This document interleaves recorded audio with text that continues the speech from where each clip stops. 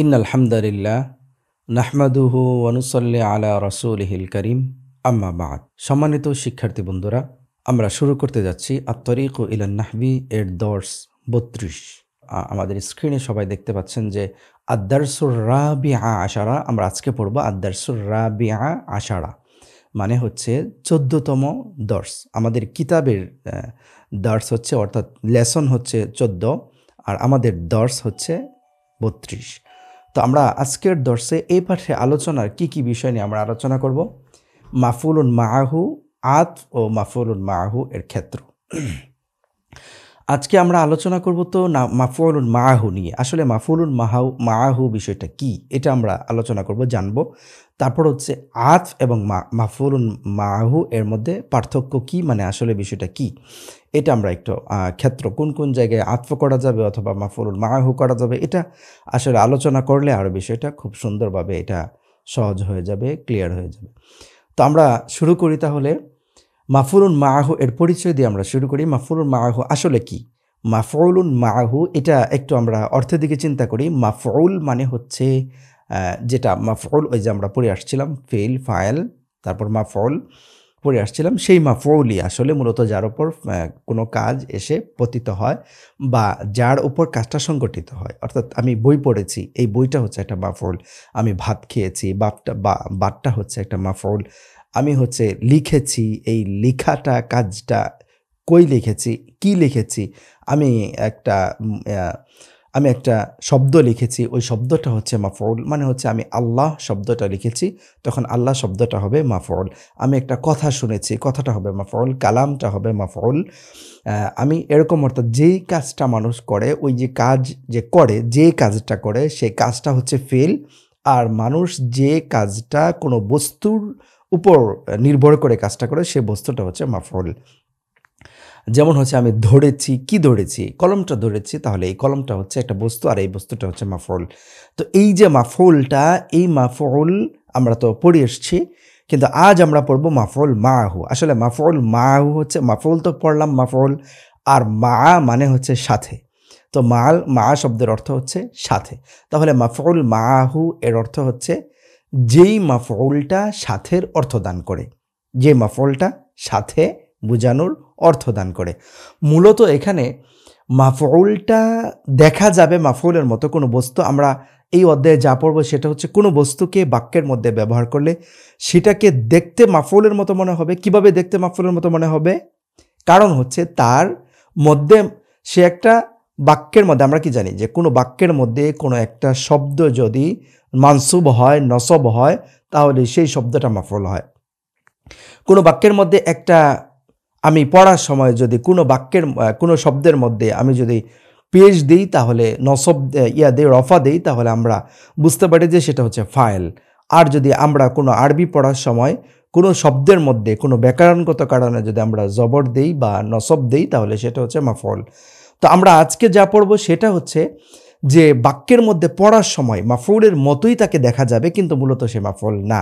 মাফউলের মতো দেখা যাবে কিন্তু মাফউল না, সে মাফউল না। মূলত সে মাফউলের সাথে আসবে, কিন্তু মাফউলের অর্থ দান করবে না, সে মাফউলের সাথে বোঝানোর অর্থ দান করবে।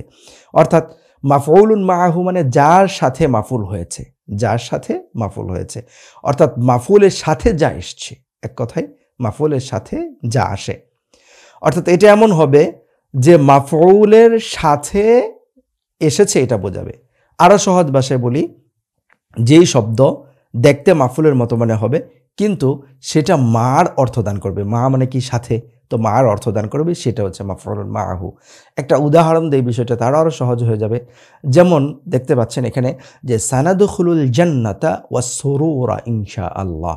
তাহলে সানাদখুলুল জান্নাতা এই শব্দটা হচ্ছে ধরে নিলাম মাফউল, এটা যদিও মাফউল না, কিন্তু আমরা ধরে নিলাম এটা মাফউল। সানাদখুলুল জান্নাতা ওয়াস সুরুরা ইনশাআল্লাহ। এই ওয়াস সুরুরা শব্দটা কি? ওয়াস সুরুরা শব্দটা হচ্ছে মাফউল মাআহু। মাফউলুন মাআহু চিনার আরেকটা সহজ পদ্ধতি আমি বলে দিই, সেটা হচ্ছে যে আমরা যখন দেখতে পাবো যে কোনো শব্দ বাক্যের মধ্যে এসে সেটা নসব হয়েছে, কিন্তু ওয়াও এসছে, নসব হয়েছে ওয়াওয়ের সাথে, অর্থাৎ ওয়ের পরে কোনো শব্দ যদি নসব হয় তাহলে বুঝতে পারবো সেটা মাফউলুন মাআহু। আবার বলছি, ওয়ের পরে কোনো শব্দ যদি নসব হয় তাহলে সেটা মাফউল হবে। এখন কথা হচ্ছে যে আসলে তো নসব হয়, এটা তো বুঝতে পারলাম যে নসব হয়, কিন্তু নসব যদি আমি দেখতে না পাই বা এরকম থাকে যে নসব দেওয়াই না থাকে, তাহলে আমি কিভাবে সেটাকে নসব দিব? আরও সুন্দর করে বলি যে আমি বললাম যে বাক্যের মধ্যে কোনো শব্দ যদি অবের পরে নসব হয় তাহলে সেটাকে মাফউলুন মাআহু ধরে নিব আমরা, বা মাফউলুন মাআহুর অর্থ করব। এটা বুঝতে পারলাম। কিন্তু আরবি আবারতের মধ্যে বা আরবি কোনো বাক্যের মধ্যে কেউ তো আর নসব দিয়ে রাখবে না, বা সব বাক্যের মধ্যে তো নসব দেওয়া নাই, কেবল কোরআনে দেওয়া আছে, অন্য কোথাও তো এরকম দেওয়া থাকে না। যেরকম যেরকম এই ইবারতের মধ্যেই দেওয়া নাই, তাহলে কি?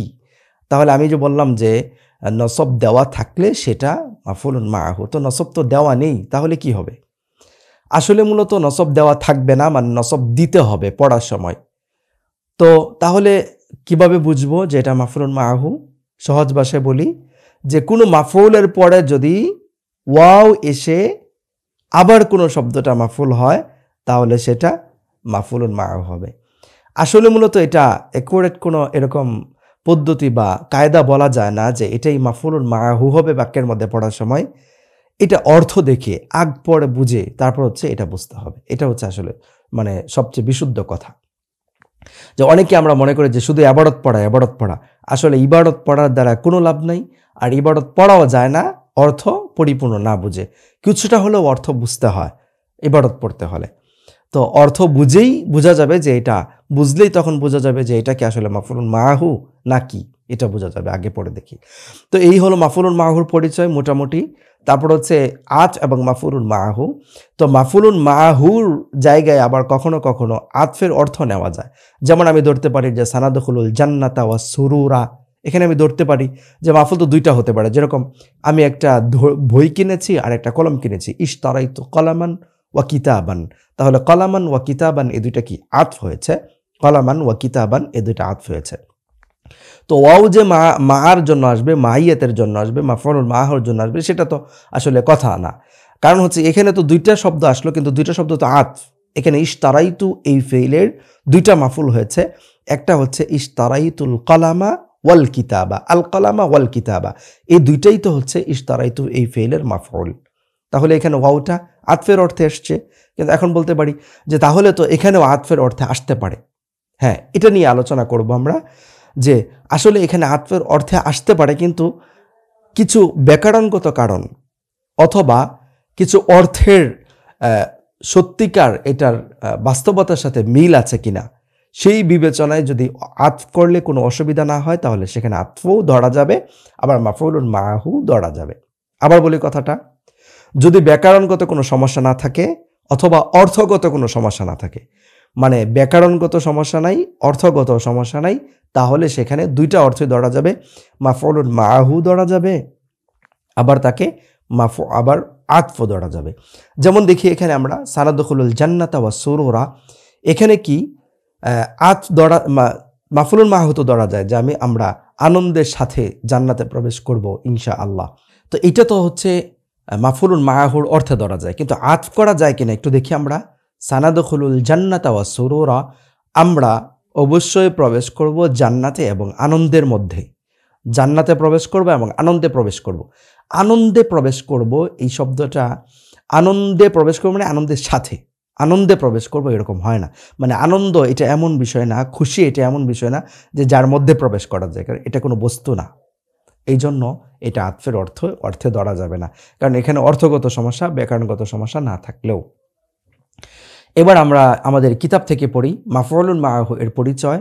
একটা উদাহরণ দেখব, সানাদখুলুল জান্নাতা ওয়াস সুরুরা ইনশাআল্লাহ, আমরা অবশ্যই জান্নাতে আনন্দের সাথে প্রবেশ করব ইনশাআল্লাহ। এখানে আস-সুরুরা ইসিমটি ওয়াউল মাইয়াতের পরে এসছে, এই যে ওয়াওয়ের পরে এসেছে, অর্থাৎ মাআস সুরুরি, এখানে ওয়াওটা মার অর্থে এসছে, মাআস সুরুরি।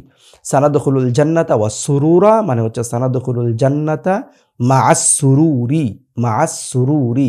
তাহলে এখানে ওয়াওটা যেহেতু মাফউলুন মাআহু, মাআহু মানে মাইয়াত মানে হচ্ছে সাথে, এজন্য ওয়াওটা সাথের অর্থে ব্যবহার হয়েছে। এই ধরনের ইসিমকে মাফউলুন মাআহু বলে এবং তা মানসুব হয়। আরেকটি উদাহরণ দেখব, রাকিবতু সাইয়ারাতা ওয়া খালিদান, আমি খালেদের সাথে গাড়িতে আরোহণ করেছি। রাকিবতু সাইয়ারাতা ওয়া খালিদান, আমি গাড়িতে আরোহণ করেছি খালেদের সাথে, তার মানে ওয়া খালিদান তার মানে হচ্ছে মা খালিদিন। রাকিবতু সাইয়ারাতা ওয়া খালিদান মানে হচ্ছে মা খালিদিন, এটা ওটা মার অর্থে এসছে। এই বাক্যতে খালেদ সম্পর্কেও একই কথা।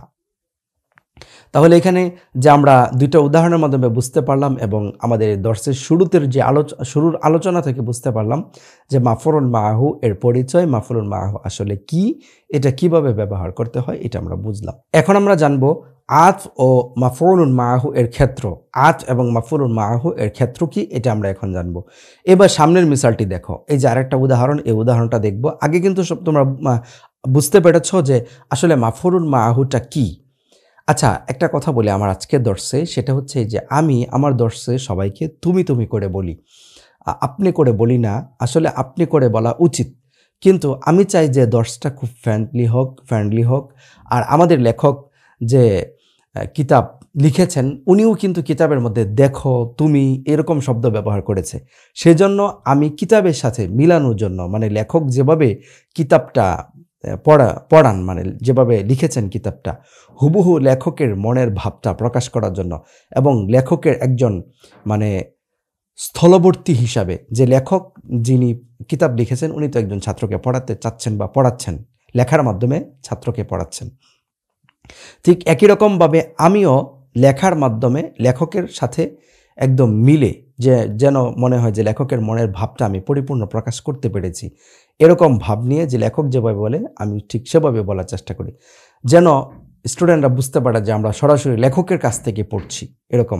এরকম একটা মানে অনুভূতি নেওয়ার জন্য যে লেখকের কাছ থেকে সরাসরি পড়ছি, এই জন্য লেখকের পরিভাষাগুলোই আমি ব্যবহার করার চেষ্টা করি আমার দর্শে। তো আশা করি বিষয়টা কেউ এর সাথে নেবেন না যে আমাদেরকে, অনেকেই হয়তো আমার বয়সের অথবা আমার থেকে বেশি বয়সের মুরব্বী কেউ দেখতে পারেন আমার দর্শ, অথবা আমার থেকে ছোট দেখতে পারেন। তো আমার থেকে ছোট যারা দর্শ দেখেন তাদের তো তুমি বললে কোনো প্রবলেম নেই, কিন্তু আমার থেকে যারা বয়সে বড় তাদেরকে তুমি বললে মনে মনে হয়তো আপনারা একটু মানে হতে পারেন, মানে মনক্ষুণ্ণ হতে পারেন। কিন্তু আসলে আমি চাই যে লেখক যেভাবে একটা মানে আসলে যে বয়সীর হোক, মানুষ যখন পড়তে আসে তখন সে নিজেই কিন্তু একজন ছাত্রের মনোভাব, মানে সে ছাত্র হয়ে যায়, আর ছাত্র সবসময় ছোটই থাকে।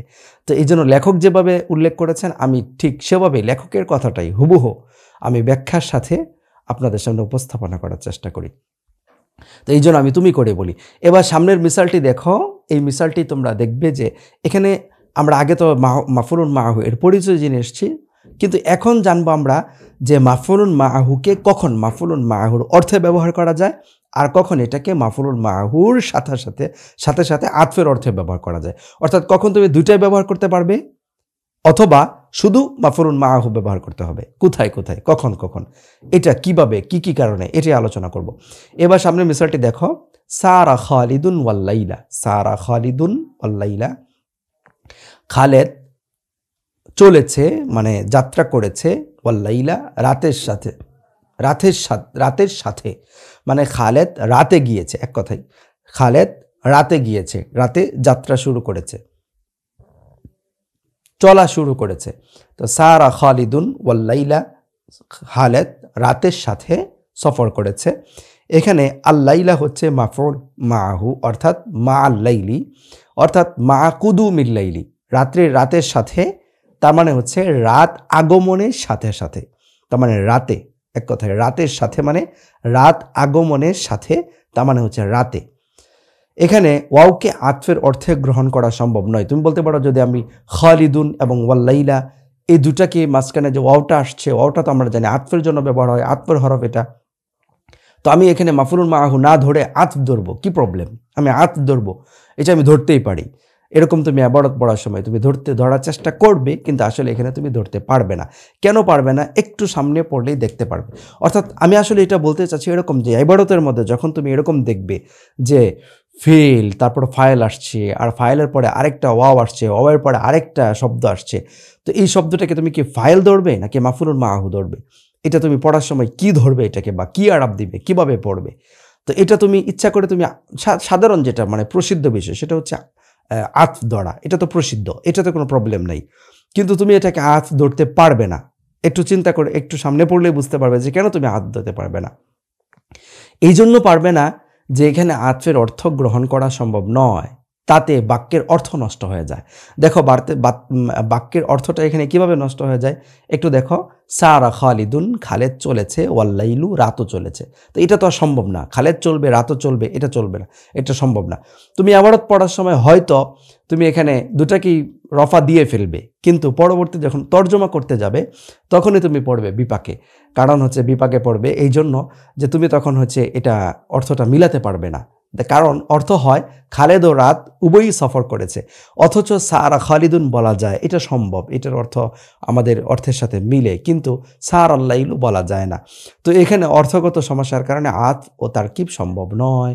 তাহলে একটা কারণ হলো মানে তুমি মাফুলুন মাহুকে মাফুলুন অর্থে না ধরে প্রসিদ্ধ যেটা ওয়াওকে আতফের অর্থে ধরবে, সেটা তুমি ধরতে পারবে না যখন তার অর্থগত সমস্যা থাকবে, অর্থাৎ অর্থটা বাস্তবমুখী না হবে, বাস্তবসম্মত না হবে, তখন তুমি এটাকে আতফের অর্থে ধরতে পারবে না। তখন তোমাকে এটাকে মাউল মাইয়াত বা মাফুলুন মাহুর অর্থেই ধরতে হবে। এবার আরেকটা উদাহরণ দেখো, জিতু ওয়া জাইদান, জিতু ওয়া জাইদান, আমি এসেছি এবং জায়েদ এসেছে। আমি এসেছি আর জায়েদের সাথে এসেছি, মানে জিতু ওয়া জাইদান, আমি জায়েদের সাথে এসেছি। এটা অর্থ তুমি ধরবে ওউল মাইয়াতের অর্থ।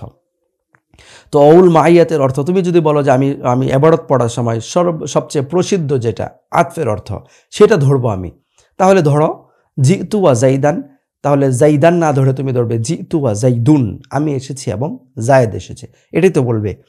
তো তুমি বলতে পারো যে এখানে তো অর্থগত কোনো প্রবলেম নাই, অর্থগত কোনো সমস্যা নাই, কারণ আমি এসেছি এবং জায়েদও এসেছে, আমিও আসতে পারি, জায়েদও আসতে পারে, দুজনই আসাটা বাস্তবসম্মত, আমিও মানুষ সেও মানুষ, তো এটা তো কোনো সমস্যা নাই। তো এটা তাহলে আমি অউল মাইয়াত না ধরে বা মাফুলুন মাহু না ধরে আমি এটাকে আত ধরবো, এটাকে ওকে আতফের অর্থে ব্যবহার করব। মাইয়াত ধরলে তো ভালো কথা, কিন্তু তুমি যদি মাইয়াত না ধরে সেটাকে পড়ার সময় প্রসিদ্ধ যেটা সেটাই তো সবাই ব্যবহার করতে চায়, বা ইবারত পড়ার সময় প্রসিদ্ধ বিষয়গুলো তো সবাই পড়ে ফেলে। তো তুমি যদি বলো যে আমি প্রসিদ্ধটা পড়বো, জিতু ওয়া জাইদুন এভাবে পড়বো, আমি এবং জায়েদ এসেছি, তাহলে এখানে অর্থগত কোনো সমস্যা তো নেই, তাহলে আতফ করতে পারবো না কেন? কিন্তু একটা সমস্যা আছে, এখানে আতফ করতে পারবে না। কারণ হচ্ছে অর্থগত সমস্যা না থাকলেও ব্যাকরণগত একটা সমস্যা বা নাহুর একটা প্রবলেম এখানে আছে। সেটা দেখো, বাক্যে জাইদান হচ্ছে মাফুরুন মাহু, অর্থাৎ জিতু মা জাইদিন, আমি জায়েদের সাথে এসেছি। এখানে অর্থগত দিক থেকে আতফের তারকিবের সমস্যা নেই, কেননা তখন বাক্যের অর্থ হয় আমি ও জায়েদ এসেছি, তো উভয়ের পক্ষেই মাঝি সম্ভব, মানে উভয়ের পক্ষে আসা সম্ভব। কিন্তু ব্যাকরণগত কারণে আতফ সম্ভব নয়, এখানে ব্যাকরণগত একটা সমস্যা আছে। কারণ হচ্ছে জমিরে মারফু মুত্তাসিল, জমিরে মারফু মুত্তাসিলের উপর সরাসরি আতফ বৈধ নয়। আমরা জমিরে মারফু মুত্তাসিল পড়ে আসছি, যেই জমিরটা ফাইল হিসাবে আসে কিন্তু জমিরটা মুত্তাসিল, জমিরটাকে আলাদা দেখা যায় না বা আলাদা করে সেটাকে পড়া যায় না, সেই জমিরটা হচ্ছে জমিরে মুত্তাসিল, অর্থাৎ সংযুক্ত জমির, মিলিত জমির, যে জমিরটা ফেইলের সাথে মিলে আসে সেই জমিরটা হচ্ছে তোমার জমিরটা দেখা যায়, কিন্তু জমিরটা হচ্ছে মানে জমির আকারে দেখা যায় না। আমার বলা উদ্দেশ্য আসলে জমির আকারে দেখা যায় না, মানে জমির হিসাবে আমরা চিনতে পারি না সেটাকে। আমরা তো জানি যে হুয়া, হিয়া, আংতা এগুলো জমির, কিন্তু জমির হিসাবে চিনতে পারি না। তো ওই জমিরটা হচ্ছে কোনো ফেইলের সাথে বা ইসিমের সাথে যুক্ত হয়ে আসে, সেটা হচ্ছে মুত্তাসিল জমির। তো এরকম মুত্তাসিল জমিরের উপর তুমি কোনো আত সরাসরি করতে পারবে না।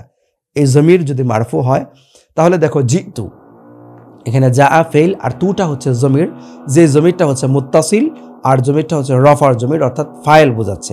এরকম জমিরে মারফু মুত্তাসিল, ফাইলের যুক্ত জমির, ফাইলের যুক্ত জমির, জমিরে মারফু মুত্তাসিল, জমির দমিরুন মারফুউন মুত্তাসিলুন, মানে জমিরে মারফু মুত্তাসিল যেটাকে বলে। তো ফাইলের জমির, ফাইলের যুক্ত জমির, সেই জমিরের উপর সরাসরি তুমি আত করতে পারবে না। এখানে সরাসরি আত করা নাহুর নিয়মের মধ্যে নেই। এখানে আত করতে হলে তাকে একটা জমিরে মুনফাসিল আলাদা আনতে হবে, মানে জিতু আনা ওয়া জাইদান, জিতু আনা অর্থাৎ জমিরটাকে তোমাকে বের করে আনতে হবে, জিতু আনা ওয়া জাইদান, তাহলে ঠিক আছে। জিতু আনা ওয়া জাইদুন এটা ঠিক আছে। আত করতে হলে করতে হলে মধ্যে মানে মাঝে একটি জমিরে মারফু মুনফাসিল আনতে হবে। যেমন জিতু আনা ওয়াজাইদুন এরকম বলতে হবে। সুতরাং অর্থগত কিংবা ব্যাকরণগত কারণে উভয় বাক্য দুটিতে মাফউলুন মাহুই হচ্ছে একমাত্র তারকিব। তুমি প্রথমটাতেও আত করতে পারছো না, দ্বিতীয়টাতে আত হিসাবে ব্যবহার করতে পারছো না। তাহলে আমরা বুঝতে পারলাম কি, যে দুইটা জায়গায় আত করা সম্ভব না, মাফউলুন মাহুই পড়তে হবে। এক যদি অর্থগত সমস্যা থাকে, দুই যদি ব্যাকরণগত সমস্যা থাকে, তাহলে কেবল মাফউলুন মাহুই পড়তে হবে, আত করা সম্ভব না। আবার দেখো এখানে আরেকটা উদাহরণ তোমরা লক্ষ্য করে দেখো যে আমরা আত করতে পারবো কি না। এখানে দেখি উদাহরণটা, তাখাসামা রাশিদুন ওয়া মাজিদুন ফি আমরিন। একটা বিষয়ে রাশেদ ও মাজেদ তর্কে লিপ্ত হয়েছে, তর্ক বিতর্ক করেছে। এখানে তাখাসামা ফেলটি এমন যা দুই বা দুইয়ের অধিক ফাইল দ্বারা সম্পন্ন হয়। তোমাদেরকে একটা কথা বলি, সেটা হচ্ছে যে ফেলের কিছু বৈশিষ্ট্য আছে, কিছু খুসুসিয়ত আছে, কিছু আলাদা বৈশিষ্ট্য আছে। আরবি পড়তে গেলে এইটা খুবই জরুরি। ফেইলের খুসুসিয়ত বা খাসিয়াতুল আবওয়াব যেটাকে বলে, কিছু বাবের যে ফেইলের বাবগুলো আছে, সেই বাবের কিছু খাসিয়ত আছে, বৈশিষ্ট্য আছে, সেটা জানা খুবই জরুরি। এটা জানার জন্য একটা কিতাব রয়েছে, সেটা হচ্ছে আল-হাদি ইলা সরফ। আল-হাদি ইলা সরফ কিতাবটা, এটা পড়া যেতে পারে। এটার মধ্যে এই খাসিয়াতুল আবওয়াবগুলো জানা যায়।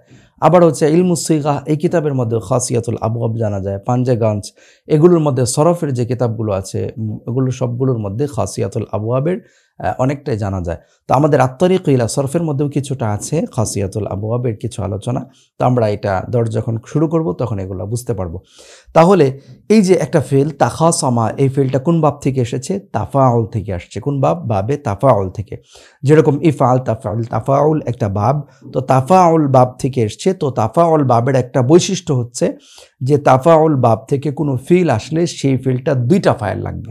এক ফাইল দিয়ে সেই ফিলটা ব্যবহার হয় না সাধারণত। যেমন মনে করো তাসা জাড়া, তাখা সমা, তারপর হচ্ছে তাজা দালা, মুজাদালা আছে, যেমন তাজা দালা, এরকম মানে হচ্ছে যে দুইজন করতে হবে। যেমন হচ্ছে তারপর হচ্ছে আরেকটা বৈশিষ্ট্য হচ্ছে যে এখানে অভিনয় করা। যেমন তানা ওয়ামা, সে ঘুমায়নি, ঘুমিয়ে অভিনয় করেছে। তাওয়া, তারপর হচ্ছে তানা কুসা, এটা মানে পরস্পর কমে গেছে। আচ্ছা, তারপর হচ্ছে আরও অভিনয় করা, এরকম যেরকম মানে সে পড়েনি, পড়ার অভিনয় করেছে। তাকা রা, সে পড়েনি, সে পড়ার অভিনয় করেছে, মানে ভাব করেছে পড়ার। তো এটা একটা বৈশিষ্ট্য। তো আমরা আজকে অনেকগুলো বৈশিষ্ট্য আছে, এটা পরে জানতে পারবো। তো আজকে যে বৈশিষ্ট্য নিয়ে আলোচনা করবো বাবে তাফাউলের, এই বৈশিষ্ট্যটা হচ্ছে যে দুইটা ফাইল লাগে। তাফাউলের একটা বৈশিষ্ট্য হচ্ছে দুইটা ফাইল প্রয়োজন হয় কোনো ফেলের অর্থ প্রকাশ করতে হলে বাবে তাফাউলের বাব থেকে। তো এই দেখো তাখাসামা, এটা হচ্ছে বাবে তাফাউল থেকে এসছে। তো বাবে তাফাউলের এই যে ফেলটা, এটা যেহেতু বাবে তাফাউল থেকে আসছে, তাহলে এটার বৈশিষ্ট্য হচ্ছে দুইটা ফাইল লাগবে। তাখাসামা রাশিদুন ওয়া মাজিদুন, এই জন্য রাশিদ ও মাজেদ এই দুইটা ফাইল হয়েছে আতফের মাধ্যমে। এই ফেলটি এমন যা দুই বা দুইয়ের অধিক ফাইল দ্বারা সম্পন্ন হয়। একটা ফাইল দ্বারা এটা সম্পন্ন হয় না, কারণ ঝগড়া দুইজনে করতে হয়। সুতরাং এখানে ওয়াওকে আতফের জন্যই গ্রহণ করতে হবে, যাতে অওয়ের আগে ও পরে দুটোই তাখাসামা এর ফেলের ফাইল হতে পারে। অর্থাৎ ব্যাকরণগত সমস্যার কারণে এই বাক্যে আতফি হচ্ছে একমাত্র তারকিব। আচ্ছা, এখানে কথা হচ্ছে তাহলে যে আমরা যে আগে যে বিষয়গুলো পড়লাম, সেটা হচ্ছে দুইটা, যে দুই জায়গায় আমরা হচ্ছে কি করা যাবে না, কোনো আতফ করা যাবে না, ওয়াউল মাইয়াতে পড়তে হবে। তার মধ্যে একটা হচ্ছে অর্থগত সমস্যা থাকলে, ব্যাকরণগত সমস্যা থাকলে।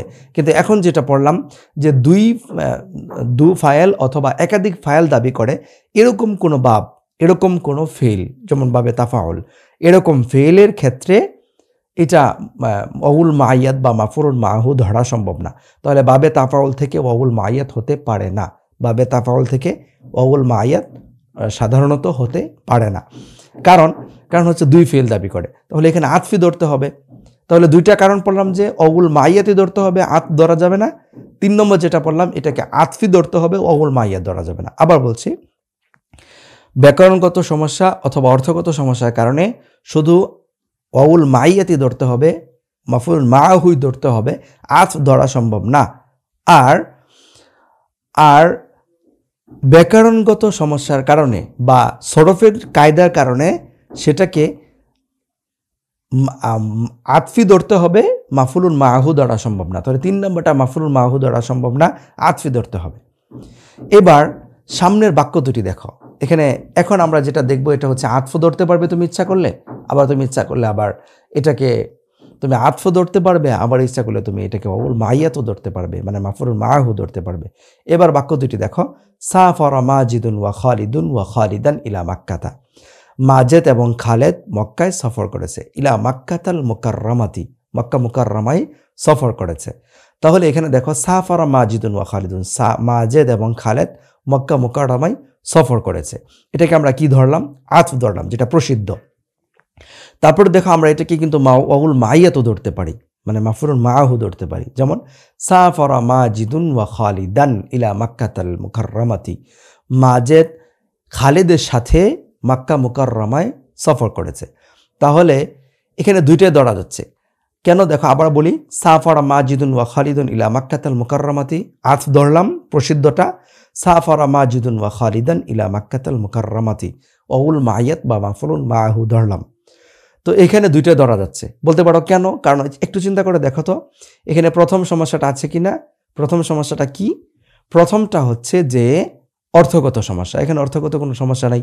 মাজেদ খালেদ মক্কা সফর করেছে, মাজেদ খালেদের সাথে মক্কা সফর করেছে, এখানে কোনো সমস্যা নেই। তারপর দেখো ব্যাকরণগত সমস্যা। এখানে জমির এর উপর আত করতে হবে, আরেকটা জমির আনতে হবে, অর্থাৎ জমিরে মারফু মুত্তাসিল হলে জমিরে মারফু মুনফাসিল আনতে হবে, এরকম কোনো সমস্যাও নেই। এই জন্য এখানে যেহেতু ব্যাকরণগত সমস্যা অথবা অর্থগত সমস্যা নেই, সেজন্য এটাকে আত করা যাচ্ছে। আরেকটা দেখো, জিতু আনা ওয়া জাইদুন ওয়া জাইদান, এখানে ওয়াউল মাইয়াত এবং ওয়াউল আত উভয়ই তারকিবে অবকাশ রয়েছে। উপরে আলোচনা থেকে বলা যায়, এই যে এখানে দেখো, তাহলে জিতু আনা ওয়া জাইদুন ওয়া জাইদান, তুমি দুইটাই বলতে পারবে, জিতু আনা ওয়া জাইদুন ওয়া জাইদান, আমি এসেছি এবং জায়েদ এসেছে, আমি জায়েদের সাথে এসেছি, দুইটা বলা যাবে। কেন? কারণ হচ্ছে দ্বিতীয়টা অর্থগত সমস্যা নেই, ব্যাকরণগত সমস্যা যেটা ছিল সেটা সমাধান করে ফেলা হয়েছে আনা শব্দটাকে, জমিরটাকে আলাদা এনে। এবার মূল কথা দেখো, উপরে আমরা এখন মূল কথা নিয়ে আলোচনা করি একটু, যে এই যে এখানে ওয়াউল মাইয়াতের পরে বিদ্যমান ইসমে মানসুবকে, মানে ওয়াউল মাইয়াতের পরে ওয়াওয়ের পরে বিদ্যমান যে থাকবে সেটা এরকম ইসমে মানসুবকে ওয়াউল মাইয়াত বলে। পূর্ববর্তী ফেল বা শিবুল ফেলটি মাফুলুন মাহুকে নসবদান করে। পূর্ববর্তী ফেল মাফুলুন মাহুকে নসবদান করে, এটা তো বুঝতে পারলা। কিন্তু শিবুল ফেল কিভাবে নসবদান করে?